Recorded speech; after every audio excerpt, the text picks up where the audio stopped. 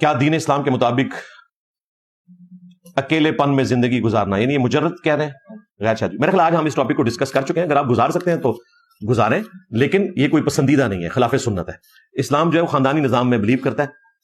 اور دیکھیں جن بزرگان دین کا یہ آپ کو حوالہ دیتے ہیں، چلیں آج نئی بات لے جائیں.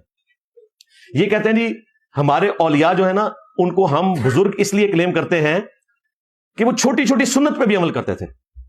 یہ آپ کو بتاتے ہیں، کہتے کرامتیں چھوڑیں، چھوٹی چھوٹی سنت پہ عمل کرنے والے تھے. اور حال ان کا پتہ کیا ہے؟ علی بن عثمان حجویری ایک دفعہ شادی کی، اپنی بیوی کے ساتھ نہیں ان کی بن سکی، خود کشف مجموع میں لکھ کے گئے، میں نے نہیں گن پوائنٹ پہ انہیں کہا کہ آپ لکھیں. علیحدگی ہوگی، کہتے ہیں اس کے بعد میں نے زندگی بھر یہ دوبارہ غلطی نہیں کی کہ میں شادی کروں.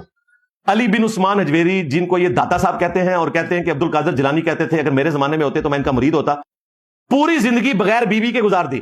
اب مجھے بتائیں اتنی بڑی سنت جس کے بارے میں بخاری مسلم میں حدیث ہے، جس نے میری نکاح والی سنت کے اسپیسیفکلی نبی الاسلام نے اس کو، اور ساتھ دو اور چیزیں تھی لیکن نکاح کو اسپیسیفک ذکر کیا، من رغب عن سنتی فلیس منی، جس نے میری اس سنت سے منہ پھیرا اس کا مجھ سے کوئی تعلق نہیں.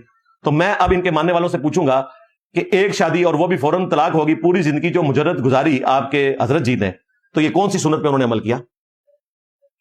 جو تو چھوٹی چھوٹی سنتوں پہ عمل کرتے تھے، بڑی بڑی چھوڑ دیتے سن، اور بھی کوئی ریزن کرتے. ہاں انہوں نے لکھا ہے میں انفی ہوں.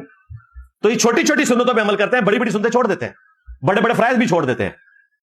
باپا جانی کو دیکھ لیں، وہ چھوٹی چھوٹی سنتوں پہ عمل کرتے ہیں، رفع الیدین چھوڑ دیتے ہیں. بڑی سنتوں میں نہیں عمل کرنا.